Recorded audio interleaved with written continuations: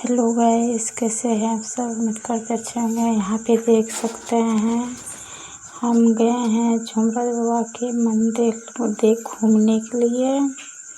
वहाँ पे सब बहुत आदमी नहा रहे हैं, पूजा पाठ कर रहे हैं। गाड़ी का मेरा यहाँ पे लड़का है, देख सकते हैं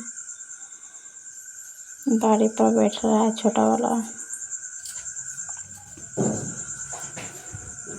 और मेरा पति यहाँ बगल में यहाँ पे वीडियो बना रहा है।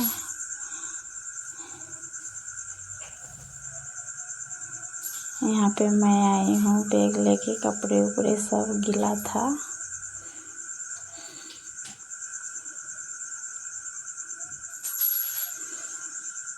वीडियो कैसे लग रहा है आप जरूर बताइए।